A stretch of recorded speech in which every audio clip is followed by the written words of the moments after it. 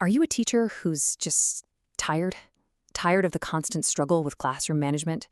Do you feel like you spend way more time putting out behavioral fires than actually teaching? If that sounds familiar, then you are definitely in the right place. In this explainer, we're going to break down a pretty radical approach that flips conventional wisdom on its head. It shows how the most powerful tool for change might just be the one you least expect. So let's kick things off by just acknowledging something that I'm sure is familiar to a lot of you. Our source material calls this the classroom crisis, and it's that feeling of being totally overwhelmed by student behavior. It's a feeling that is just all too real in today's schools. Wow, this quote is pretty blunt, isn't it? But you know what? It's also incredibly validating. It's a powerful way of saying, hey, we see you, we hear you, and you're not making this up. It just acknowledges the reality that so many teachers are facing before it even tries to offer a solution. And that right there is the million-dollar question. It's one thing to name the problem, sure, but what we really need are answers. With all the pressures and challenges out there, what can we, as individual teachers, actually do to make a real difference in our own classrooms? You know, it is so tempting to fall into this trap, the blame game. We can point fingers at parenting, at the media, at society as a whole, but here's the problem with that. Focusing on these things, even if there's some truth to them, just leaves us feeling totally helpless because they are almost completely out of our control. Okay, so if blaming the outside world is a dead end, what about all the common strategies we try inside our schools? This next section takes a really hard look at those typical fixes and unpacks why they so often seem to fall flat.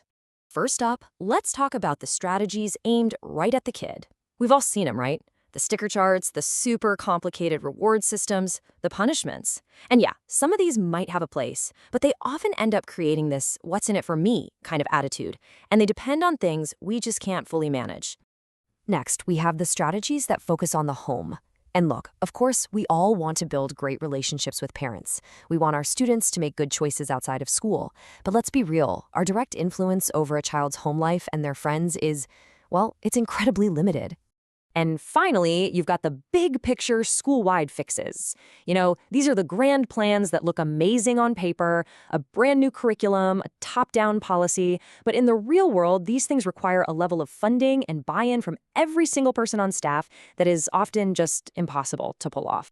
So, are you starting to see the pattern here? The thread that runs through all of these strategies? They are all built on one fundamentally flawed idea: external control. Every single one, in some way, asks the question, what can we do to the student to make them behave? And that right there is where they miss the point. So, if trying to control everything on the outside is just a losing battle, where do we turn? Well, this is the pivot. This is where we shift from what doesn't work to what actually does. We're about to focus on the one area where you have complete and total influence. This is the absolute core of this whole philosophy. And there it is. The single most powerful tool for changing your classroom is you. It's not about fixing the kids or their parents or the entire education system. It's about taking back your power and focusing on the one thing that you and only you can control. It's a radical thought, but honestly, it's also incredibly freeing. And this isn't some vague, abstract idea. We're talking about real, concrete things. You have direct control over your attitude, your responses, your body language, the physical layout of your room, and the actual work you ask students to do. These are your real levers for change, and they are so much more powerful than you might think. I mean, this quote just nails it, doesn't it? The same principle that applies to changing the entire world also applies to changing a classroom. It's a huge shift in thinking, from trying to force change onto other people to becoming the change you actually want to see. Okay, so if the answer is to change ourselves, the next obvious question is, what are we supposed to change into? What guides that transformation?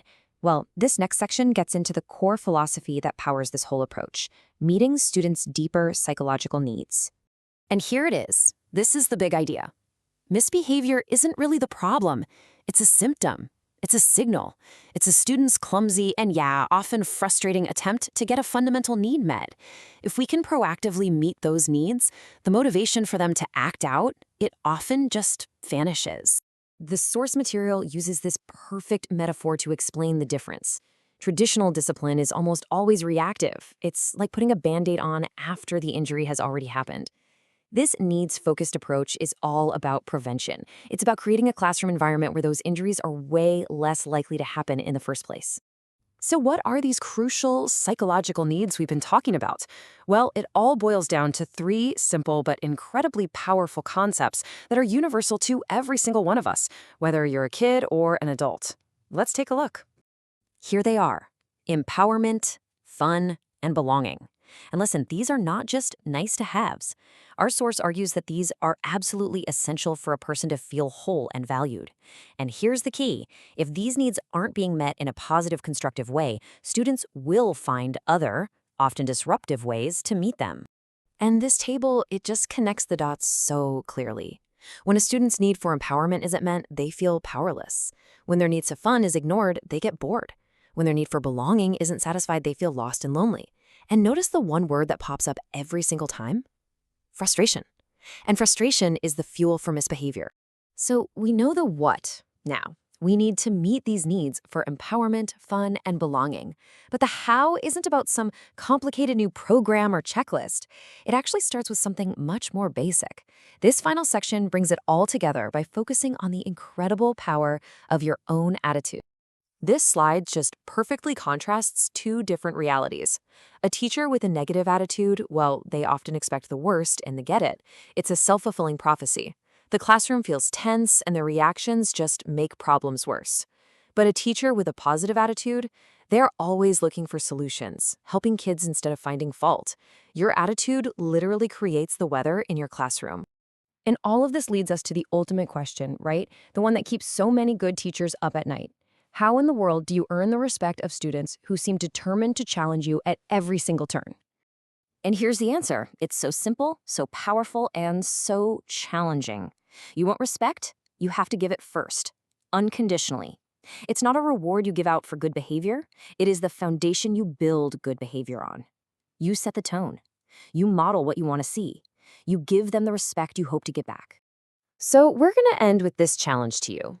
This isn't about some massive overnight change to your entire teaching style. It's about taking one small intentional step.